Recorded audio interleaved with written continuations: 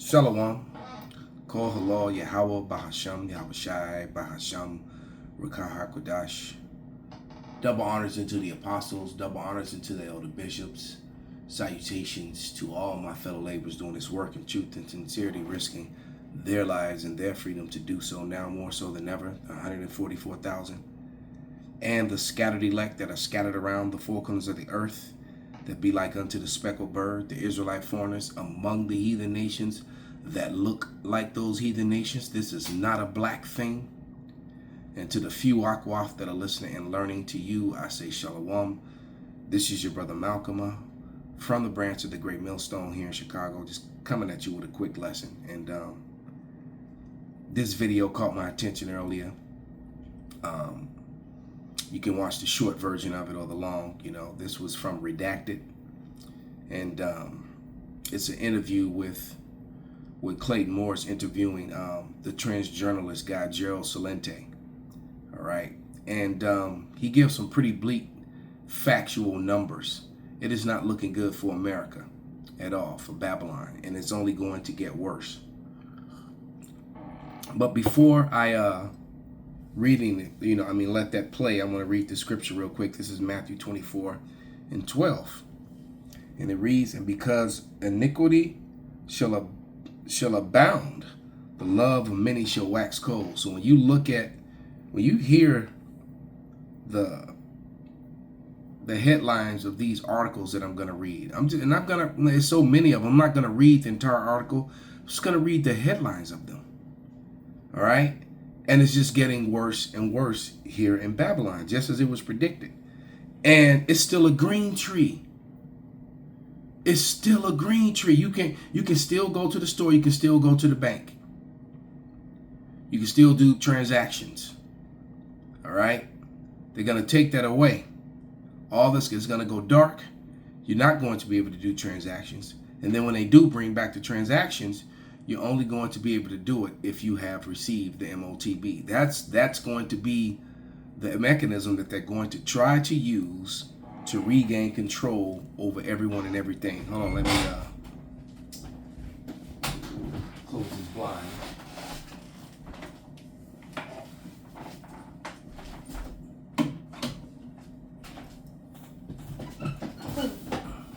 Yeah, they're going to try and use that to control everyone and everything. All right, so I'll close this one too. Let's lock you.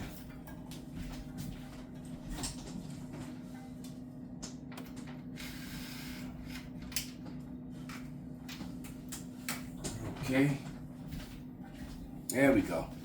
A little bit clearer on the screen there. But it says back in Matthew 24, "But he that shall endure unto the end, the same shall be saved." Right?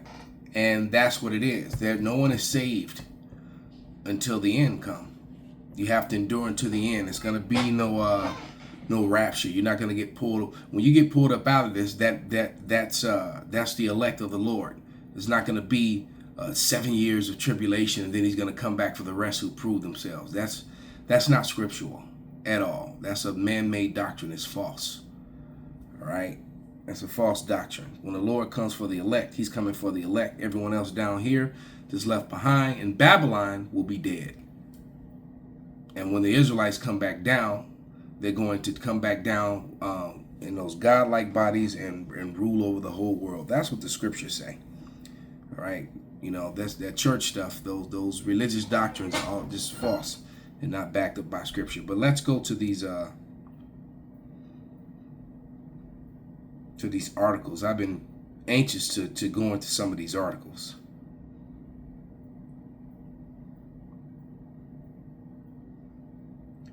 So we'll start right here. Here's the first one.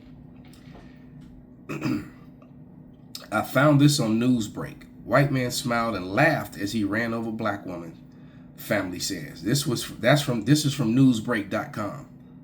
So, all these stories these are not just, some fancy titles. These are all fact-checked actual stories that's been on the news. All right.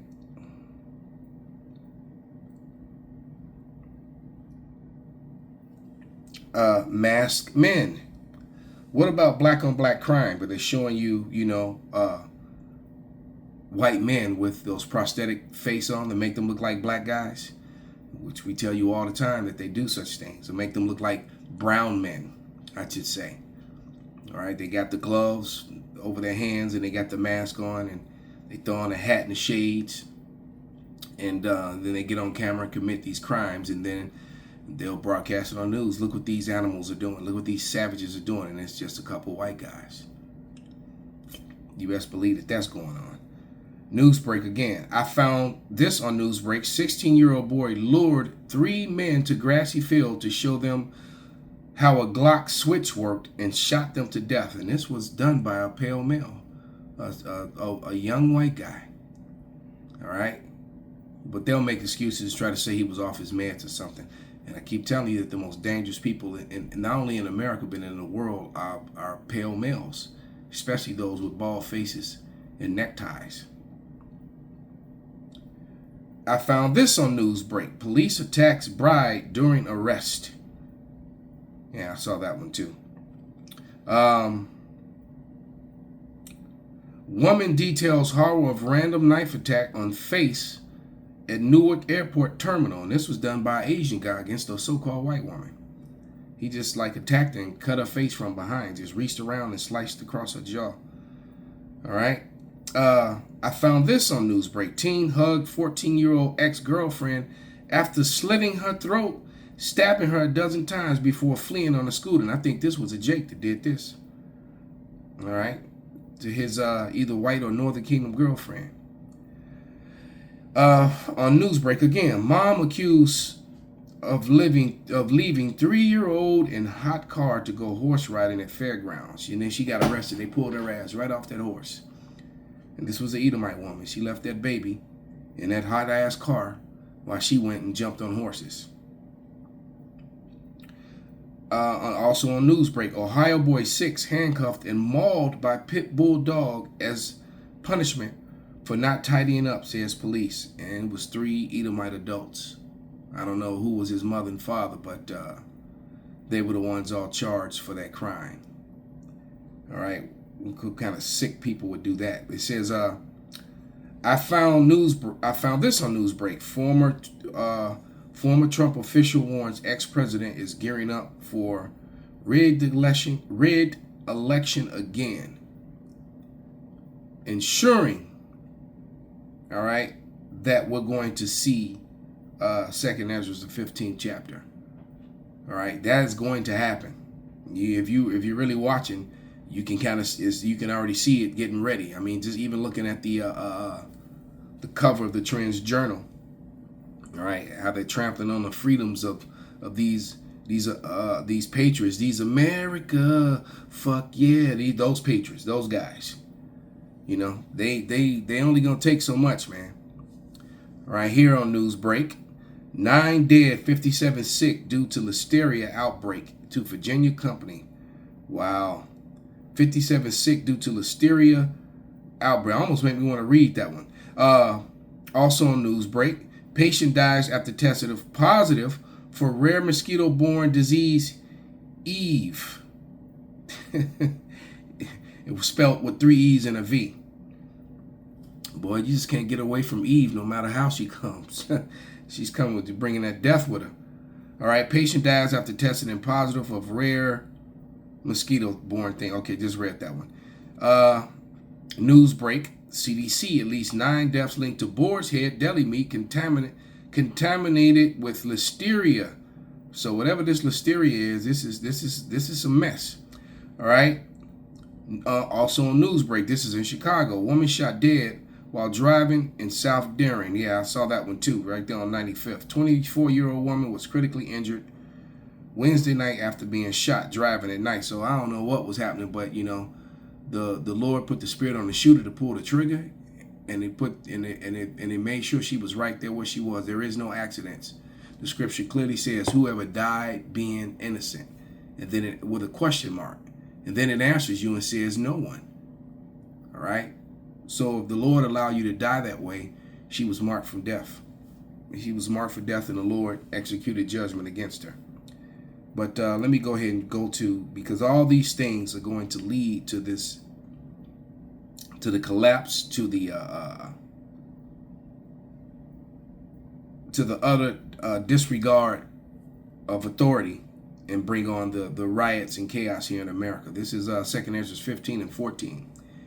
And it reads, "Woe to the world and them that dwell therein, for the sword of their destruction draweth nigh, and one people shall stand up and fight against another with swords in their hands." So it's going to be all out free for all. All right. You've been watching what's going on in Aurora, Denver, in Aurora in the Denver area. That's a prelude to what's going to be going on here in America. I was with some of my childhood friends yesterday. His mother, he had a birthday party for his mother gathering, so I went to see his mom, and same nigga shit going on there, but at least they're a little bit more awakened, and even their sons and daughters could say everything that they call me uncle, what my name is. And they were like, damn, Unc, everything you were saying was, because all the kids are adults now, young adults. And they said all the stuff you were saying was true. Because, see, they grew up hearing me chastise their parents over this truth, which is what you're going to do to, your family and your friends, your closest to you. And, and then being told every time I went around, yo, Uncle crazy. Hey, they leave that nigga alone, But now... all the children are saying, hey, Unc was right and y'all was wrong. So everybody sees it now, but yet they don't have any answers. And then, Mr. Six Figure, who paid for everything, trying to, live beyond his means, he's in denial, like many people like him. When something is said that proves his beliefs, his thoughts and feelings to be wrong, he just skims over it like it was never said and just starts talking about something else. All right, but he's gonna find out the hard way, But it says, "For the sword and their destruction draweth nigh, and one people shall stand up and fight against another with swords in their hands. For there shall be sedition among men, and invading one another, and they shall not regard their kings nor princes, and the course of their actions shall stand in their power." Two of those friends, all right, one a female that grew up with me, ended up hooking up with another buddy that grew up with us. They're a couple now, all right? They've been together ever since. So, and they're both police officers, and they're both close to retiring, because Mona has got a couple years on him.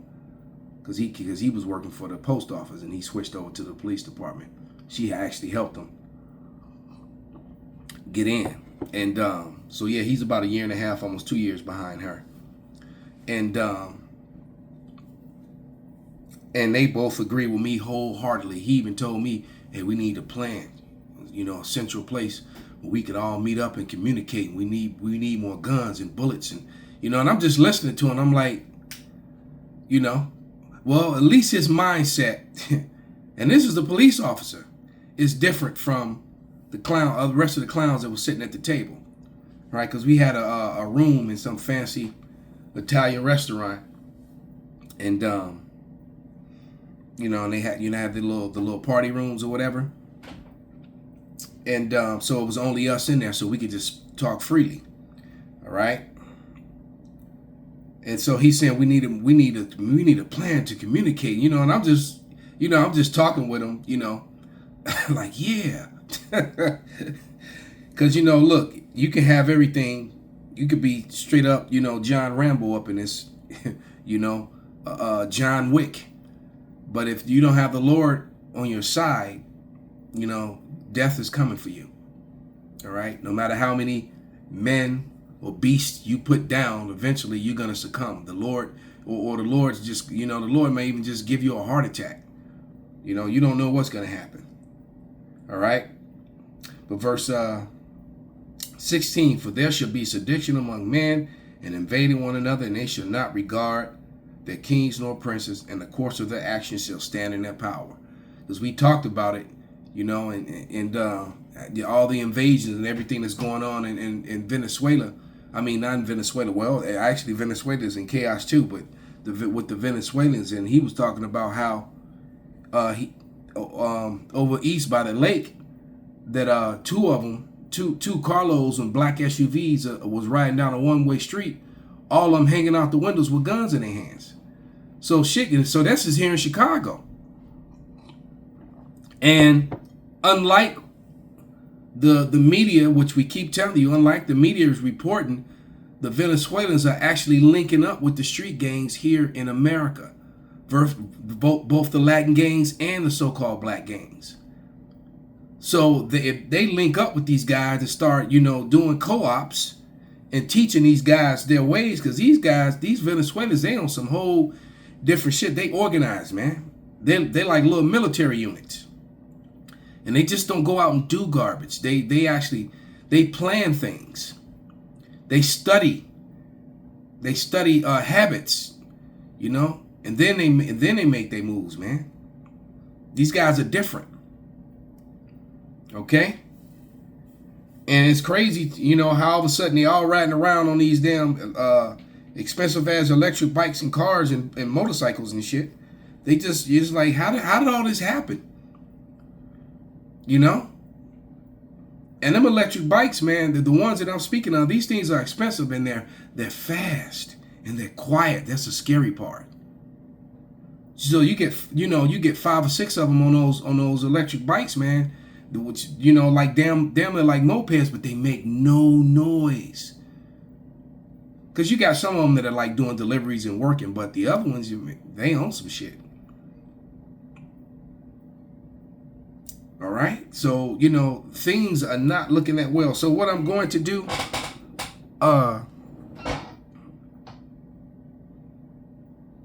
actually, let me finish this. Let me go back to the scripture. And then I'm going to play some of this video. But it says, 2 Corinthians 15:17, a man shall desire to go into a city and shall not be able. It's going to have curfews and lockdowns. As you can see, she just killed, freedom. This woman just killed this other woman. All right? For because of their pride, the city shall be troubled, and the houses shall be destroyed, and men shall be afraid. And that's already happening. Now that you done let, this invading 50 million strong invading army, well, all of them weren't men, but probably about a good half of them were military age men. Many of them from nations that America's actually at opposition with. You let the ops in, the ops is sliding. And it's funny how Esau using that language, man. We were using the Google last night, and the damn Google, the Edomite Google voice woman said, take exit 61B and then slide to the left. I'm like, what did she just? I'm laughing, man. Esau, they love to steal everything, man. I've never heard an Edomite say slide left or slide right. I just found that to be quite comical. But it says, verse 19, and a man shall have no pity upon his neighbor, but shall destroy their houses with the sword, and shall spoil their goods because of the lack of bread and for great tribulation. And that's what we're looking at. Lack of bread and great tribulation. And those things are upon us. And there's many different things that's happening in societies that's going to attribute to it. And I'm going to play, maybe about, 7 to 8 minutes of this video to just let you hear it. All right. And this housing market, not even the housing market, but the real estate housing market and the collapse that it's facing and the effect that it's going to have on the rest of America. All right. And then I'm looking at this image. It's probably not as clear through the camera as it is as you actually looking at it. And all I can say is that this crazy brown broad with the knife, who is supposed to be an image of Kamala Harris. Kamala wish she looked like this woman. This mean woman with the knife, she wish she looked like that. But anyway, here we go. Selling freedom as her political gang kills freedom. But I wanted to go to page 131 of the Trends Journal, Gerald, because I want to start here. Trends in the markets. You are being scammed and robbed blind on an unimaginable scale. It's about to get much worse. Oh, yeah. You write. So let's talk about the market. How is it about to get much worse, and how are we being scammed right now? Now, what I want you to do is really pay attention to the concerned look on Clayton Morris's face, in these last, couple of weeks. That, not the old guy, Gerald Celente, whom I believe, and many other brothers, even Elder Apostle Tahar, has said it. We believe that this guy's Jake. All right, Gerald's got a little bit too much salt, to be a Edomite. But that's all opinion. It's not. But nevertheless, the point being is the concern, the worry on Clayton's face. All right, it's actually beautiful. No one hardly is talking about this at all. You just mentioned about Warren Buffett selling all those shares of Bank of America. Did you see what happened this week at the Bank of Montreal? Oh, the shares are only down 7%. Well, how come? Well, because let's see, it's in the Trends Journal this week. Today, because of its overexposure to commercial real estate, the Bank of Montreal's shares tanked some 7% as we go to press. This is just the beginning. The worst is yet to come. Yes. Commercial real estate. Let's go. Let's look at the facts. Not too long ago in 2020, the politicians declared, quote, the COVID war. That's what they all called it. They called it a war. We're going to war. We're going to war. We're going to war. And just as people march off to war all the time, when they call war, they marched off to the war. What did they say? You can't go to work. Get into your house. You can't go out. Now people are staying home week after week, month after month, year after year. And they're saying to themselves, I'm getting up at 5 o'clock in the morning to commute an hour and a half each way, spending all this money. I can't believe I was doing this. I'm not going to do it anymore. Now I'm the guy that has, let's say, 10 stories in a building. And I say, I got these people in cubicles. I don't see them anyway. Let them work at home. Let them come in a couple of days a week. Your office occupancy rate, according to Castle Systems with a K, is 48.8%. Damn. People aren't going back to work. And people that have the building. Damn, so that's more than half the people are not going back to work. Are not going back into the office. They're trying to work remotely. That's why you see so many people in coffee shops just trying to get out the house. All these little fancy coffee shops. And all that's going to come to an end because these are mostly tech jobs.